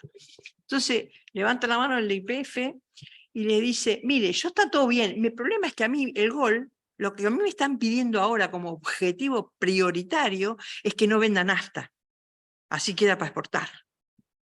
Entonces, si yo pongo eso, dice, va a saltar que yo no estoy cumpliendo. No puedo poner que me dicen no vendas. El IPF, no puedo poner eso como que es un resultado buscado el no vender nafta. Entonces el tipo lo mira y dice, bueno, pero todos sabemos que estamos hablando de que vos tenés una parte en negro y la parte que vos decís. La que declarás de AFIP y la otra. Pero vos tenés que saber dónde estás parado, o sea que vos tenés que saber cuál es lo que estás mintiéndole a la AFIP. No vas a dejar de mentirle a la AFIP, pero tenés que saber, porque si no, no sabés dónde estás parado. Entonces yo decía, un curso de idea para los gerentes, cómo tenían que hacer. Entonces, en el intervalo, el profesor viene y me dice, mirá qué bien, no, ¿cómo es que? No, me preguntan en clase, ¿cómo es que el SENASA, que bla, bla? Entonces les cuento lo que estamos haciendo. Pero qué bien que el Estado haga eso, que esto, que lo otro. En el café me dice, es raro, ¿no?, que el Estado se preocupe de eso. Le digo, ¿por qué es raro que el Estado se preocupe de eso? No, dice, porque el tipo, viste, empieza a decir, no, que el privado, que esto, que lo otro. Dice, porque imagínate, el SENASA hace esto, hace lo demás. Le digo, mira, no me hables de lo que hace el SENASA porque acabas de decirle a ellos cómo van a delinquir. Le está diciendo a ellos cómo tienen que hacer para mentirle a la AFIP. No me jodas, le digo, ¿qué me estás hablando a mí del Estado? El Estado es fenómeno lo de ustedes. Entonces el tipo queda así y me dice, bueno, lo que pasa es que si uno cumple todas las normas, no puede, no es rentable. No, pará, le digo. ¿Vos no sos liberal? Lo que dice el mercado es que si no te dan los números al mercado, es porque no lo tenés que estar, estás en una actividad que no es rentable, no la hagas. Entonces, o pagás los impuestos y la haces y te queda la rentabilidad, o no me jodas. No hablamos más, por supuesto, ¿no? Obvio. Pero están preparados para delinquir y te enseñan cómo hacerlo, ¿viste? Es una cosa, ¿viste? Bueno, perdón. Dale, problemática que lo tenemos sin... Hola, ¿cómo va? No sé si ya lo resolviste, Diego. ¿Está todo que se escucha bien? ¿Me escuchan, Diana, Fer? Bueno, perfecto. Bueno, gracias por el banque. Me tuve que venir a Mendoza a acompañar un poco acá a la familia que andaba media enferma con gripe de invierno. Se los extrañó, los extrañé bastante. Pero la verdad que estuvieron impecables, el Fer ahí, una exposición tremenda, muy buena, así que nada, extrañándolo de no estar ahí compartiendo. Por ahí, nada, solamente algunos aportes de lo que veníamos hablando y lo que venimos haciendo y de alguna manera dando el debate en lo que es este ciclo de charla a todo precio político. Claramente acá se observa la disputa de dos programas, el programa que quiere la riqueza del país para el desarrollo nacional, federal, inclusivo de todos los argentinos y sobre todo centrado en el movimiento obrero, en los trabajadores como columna vertebral, como principal clase y base de apoyo, acompañado obviamente por lo que son las pymes y el empresariado nacional, los productores nacionales, pero es un programa en el cual se pone en tensión las riquezas, las mercancías, la producción argentina que tenga como destino el fortalecimiento y el desarrollo de un proyecto de nación. Es el programa que empezó Perón, el programa que continuó Néstor y Cristina, el programa que propuso Cristina en el 2019 y el programa que votó el pueblo argentino en agosto del 2019. Entonces, cuando uno observa algunas cosas de las que marcaron Diana y Fernando acá, que en la Cuenca del Plata se da la disputa por exportar o por industrializar, agregar valor y exportar de otra manera, por cómo ingresan las divisas que se generan por exportación, porque esa divisa, tanto ya sea en el mercado formal o informal, en la evasión y elusión como herramienta para esquivarle al Estado, lo que está en juego es cómo se utilizan esas divisas. Si las divisas esas se utilizan para que el Estado se pare encima de ellas y las utilice para el desarrollo de la Argentina productiva, de la Argentina federal, o si las empresas las logran captar, apropiarse para el desarrollo del capitalismo empresarial de otras naciones. Y esa es una disputa que se ve fuertemente en esto. De hecho, Diana, recién con el ejemplo extraordinario que marca, quiero corregir una sola cosa. YPF en ese momento era Repsol, no era YPF Nacampov. En el 2008 era YPF Repsol, que estaba claramente haciendo lo que pasó después en el 2011, guardándose su mercancía para exportar y no para el desarrollo de la Argentina. Y eso nos llevó a que en el 2012 nos quedáramos sin reserva y hasta que la heroica decisión de Cristina de expropiar YPF y volvérselo como un recurso, una empresa estratégica para la Argentina, fue determinante al punto de que hoy estamos a punto de tener no solamente la dependencia del sector agroalimentario, sino también tener como ingreso de divisa lo que va a ser el sector petrolero y energético. Y como último punto, ahí quiero agregarle a lo que comentaba Fernando, cuando hicimos el dossier obligado por la vuelta, que lo charlamos también un poco con Diana, me acuerdo en aquellos momentos, tenía un jueguito de doble contenido el título. Obligado por la vuelta, retomando, como contaba Fernando, la vuelta de obligado como momento histórico, como momento bisagra en la historia, y obligado por la vuelta en el momento en el que estábamos en el 2021, que habíamos vuelto, como habíamos prometido después del 2016, y donde claramente queríamos poner en ejecución el programa que representaba Cristina.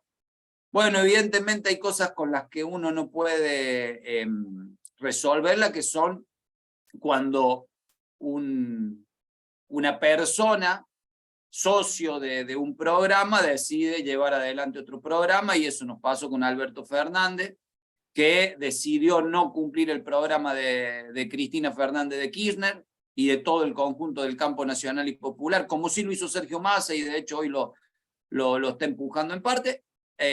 Pero bueno, contra esa obligación que tenía la vuelta al gobierno nacional, los pasos atrás de Alberto Fernández llevaron a que tengamos hoy, aún hoy, una disputa sobre la Cuenca del Plata, sobre el proyecto de la Cuenca del Plata, y una disputa sobre lo que es el programa nacional, popular, federal, feminista, inclusivo, y el programa agroexportador o agroindustrial exportador. Así que bueno, nada, creo que fue muy contundente lo que nos mostró Fernando y Diana en esta charla. Así que bueno, yo los veo la semana que viene por allá, así charlamos un poco más allá en vivo y en directo. Gracias, Mati. Dale, no sé aquí.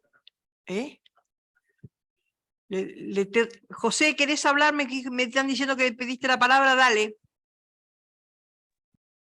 Sí, bueno, muchas gracias. Lo primero de todo, felicitaciones a Fernando, Diana, también Matías por el ciclo y en particular por esta charla. Ahí se mencionó el tema de la ley de entidades financieras, ¿no es cierto?, que hay que modificar. Y también, porque evidentemente, digamos, el sector privado busca todos los mecanismos para eludir sus obligaciones. Pero también en el Estado hemos renunciado a restringir las posibilidades de elusión de los sectores, sobre todo los sectores más concentrados. Y quería poner sobre la mesa también la necesidad de reformular la ley de inversiones extranjeras. Un breve comentario. La última versión disponible en Internet es la ley de Martínez de Oz, de 1976. La ley de Martínez de Oz, no de Cámpora, de Martínez de Oz, de 1976, decía que toda inversión extranjera debía registrarse en el Banco Central, que las inversiones extranjeras para repatriar beneficios tenían que pagar un impuesto sobre los beneficios que repatriaban. Y también decía que cuando las necesidades del Estado Nacional así lo exigieran, se podía suprimir la repatriación de beneficios. Eso lo dijo Martínez de Oz, no Cámpora. Todas esas restricciones a lo largo de los años fueron desapareciendo. Hoy día las inversiones extranjeras no tienen que registrarse, no tienen limitaciones para repatriar beneficios por los que se les cante las pelotas, y el Estado no puede impedirlo pese a que no tenga reservas disponibles. Entonces, además del llamado de atención sobre todas las maniobras que son capaces los sectores concentrados, también pongamos los ojos sobre lo que el Estado les está permitiendo hacer. Yo creo que además de reformular la ley de entidades financieras, cosa que fervientemente apoyo, también tenemos que reformular la ley de inversiones extranjeras. Así que bueno, nada más que eso, muchas felicitaciones a todos, y bueno, disculpen este tema que por ahí está un poco fuera de tema, pero que también hace al fondo de la cuestión. Muchas gracias.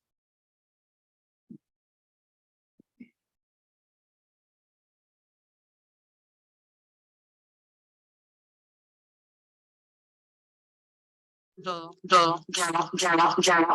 ¿Cómo? Que decíamos que sí tiene que ver, que muchas gracias por el comentario y que bueno, que ya lo diría la jefa, todo tiene que ver con todo, ¿no? Sí, claro. ¿Alguien más? Uriel. Uriel, ¿te estás pidiendo la palabra? Sí, sí. ¿Qué tal? ¿Cómo andan? ¿Me escuchan bien? Sí, sí. Ahí con un poco de eco, pero creo que ahí se lleva a arreglar, ¿verdad? Bien, bueno, felicitarlos, agradecerles por este ciclo, la verdad que es muy rico en contenido, sobre todo, y en el rol que tiene el Estado Nacional en función de esta situación. Me parece fundamental volver atrás y entender un poco que la Conca del Plata tiene historia, ¿no? Que no es solamente un pedazo de tierra, un camino rural y un puerto extranjerizado, sino que tenemos toda una identidad platense, una cuenca del Plata, un acuífero guaraní. Creo que eso, en épocas donde prendemos la televisión y los rusos dicen se viene la Tercera Guerra Mundial, me parece que nos puede llegar a dar una bocanada de identidad cultural que es muy necesaria, justamente para darle batalla a la otra identidad cultural que tiene que ver contra el ser argentino y el ser latinoamericano. Bueno, cuestión que este año estoy haciendo el curso de perito de granos en una de las escuelas que están aprobadas por el SENASA, y la verdad es que hay una cantidad de información interesantísima, y hay muchos ex colegas que son de la Junta Nacional de Granos. Y la verdad que hay cosas que uno no puede entender, ¿no? Cómo de un día al otro, comentan ahí en la escuela, Domingo Cavallo da de baja a lo que es la Junta Nacional de Granos y crea las escuelas de perito.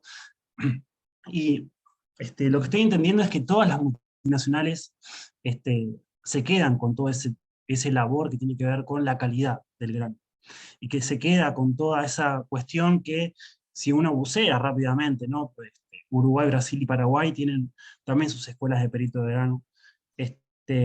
Y la pregunta que quiero hacer es, digamos, ¿qué rol podemos tener con nuestra YPF Agro, que es justamente una empresa nacional interesante, para apoyar este rol que tiene que ver con el cuidado de la calidad y con el cuidado del valor que tiene la cantidad de los granos, que evidentemente estamos dándonos cuenta que no tenemos control, que el Estado Nacional poco puede hacer con las diferentes cuestiones que tienen que ver con el control de granos. Discúlpeme que estoy un poco también engripado por la época del año. Pero bueno, más que nada eso, quería entender un poco cuál es el rol de estas escuelas de peritos de granos y el rol que tiene y el alcance que puede llegar a tener alguna relación capaz con el productor, que me parece que es aquel que se le puede llegar a dar a entender que hay una situación muy complicada de control y que eso tiene que revertirse, porque la verdad que si los números son los números que tenemos, es una industria menos que tenemos.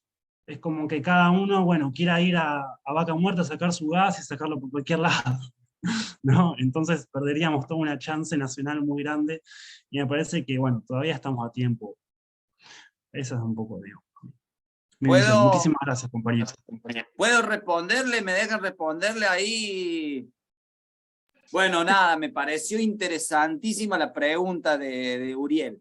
Creo que es fundamental el planteo de YPF Agro, que incluso por ahí cae en alguna antinomia que se discute ahora, porque el que preside YPF Agro era un CEO ex Monsanto, etcétera. Bueno, un perfil técnico empresarial que está llevando adelante una empresa público-privada. Pero es fundamental el esquema de YPF Agro en lo que es, ha sido fundamental desde que YPF Agro se ha creado, al punto de que hoy es la principal sponsor y empujador, si vale el verbo inventado, de lo que es la mayor exposición del agro en la Argentina, para que dimensionemos eso. La discusión de YPF Agro cobró una importancia y una relevancia notoria en lo que es la producción agroalimentaria argentina, sobre todo en la zona núcleo.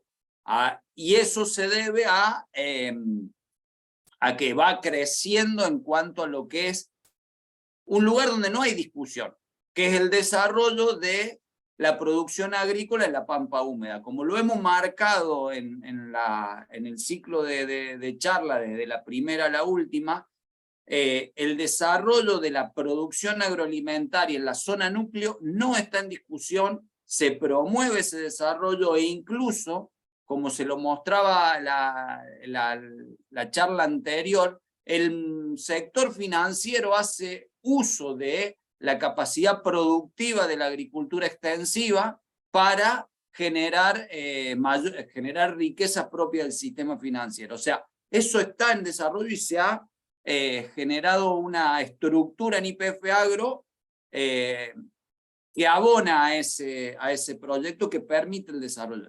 Ahora bien, hay en la segunda edición del libro Las 50 sombras del agro, un libro que sacamos en el Centro de Estudio Agrario, hay un capítulo que lo escribe Luca Aguilera, un compañero del Centro de Estudio, que lo escribió en el Centro de Estudio ahí, que dirigió el equipo para hacer el armado de los dossiers y la discusión de Vicentín, en el cual se muestra la estructura que tiene YPF Agro. Y esa estructura te da una dimensión de que participa en diferentes eslabones de la cadena productiva, en la entrega de insumos, sobre todo lo que es insumo combustible, en lo que es la prestación de servicio, incluso hasta ahora incursionó en semilla con una articulación con Don Mario. Hay una articulación público-privada permanente. Y en ese capítulo, en ese trabajo, hablamos de la dupla ganadora de lo que podría haber sido, de la potencialidad que tiene una fusión entre YPF Agro y Vicentín, con una irrupción no solamente en la producción de la agricultura extensiva, sino que tenía irrupción en la cadena agroalimentaria en general, desde lo que es miel, vinos, lácteos, carnes, etcétera, que era la estructura que tenía Vicentín. Ahora, la pregunta es, si tiene toda esa potencialidad, ¿qué pasó que no se hizo? Bueno, ahí hay un punto que es interesante analizar, que es el coraje, la valentía que tuvieron Néstor, Cristina, y Cristina sobre todo con Axel Kicillof en avanzar sobre YPF, y que no tuvo Alberto, Culfa y Guzmán de avanzar sobre Vicentín cuando ellos estaban en la conducción, en la direccionalidad de la política económica argentina. El avance sobre Vicentín y la fusión con YPF Agro implicaría tener una empresa público-privada nacional que le permitiría, por ejemplo, decir a los productores le compro y no le transfiero los derechos de exportación. Por ejemplo, ¿qué ocasionaría eso? Y que la mayoría de los productores quieran venderle a YPF Agro.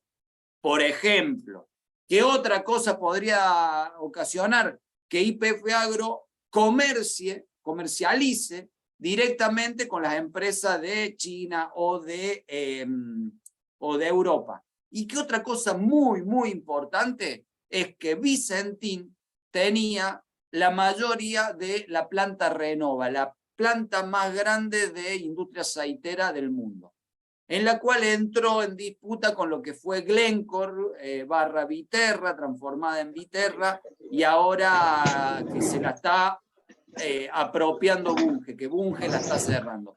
O sea, miren la disputa que había. ¿Se podía dar esa disputa? Y nosotros creemos que sí.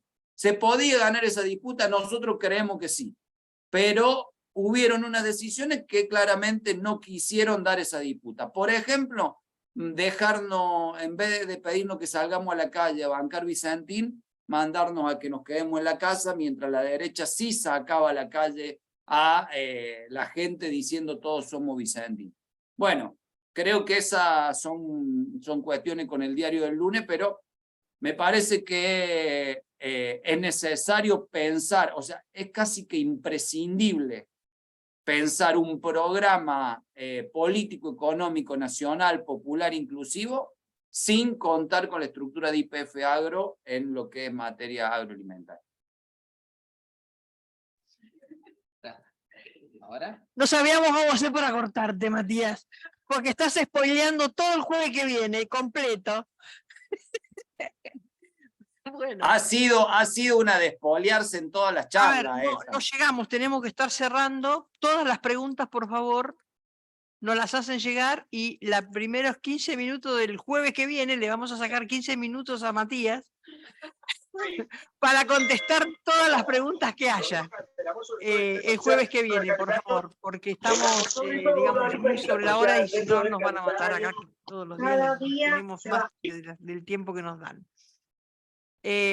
La verdad que a medida que va pasando las charlas se van haciendo cada vez más interesantes porque en realidad uno va viendo cómo lo que al principio le parecía que era, mira qué interesante, ahora vas viendo cómo lo que te genera, lo que te provoca y en realidad estas cosas que parecen de macroeconomía, cómo impactan en la vida real, diaria de cada uno de nosotros. Por eso estamos queriendo hablar todos rápidamente. Yo les pido, por favor, las preguntas nos quedan, ¿no? ¿Nos quedan, Diego? Sí. Las vamos a responder todas y pensemos que los primeros 15 minutos del jueves que viene es para cerrar las cosas que quedaron abiertas de este jueves. Así que les agradezco a todos y sigamos, porque la única manera que tenemos para desarticular las cosas que nos llegan por los medios es con conocimiento.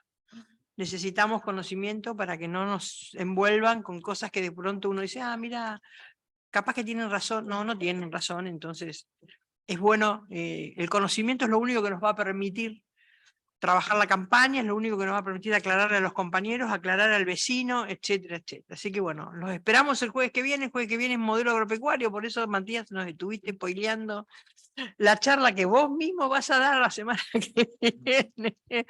Y los esperamos. Un beso a todos, gracias.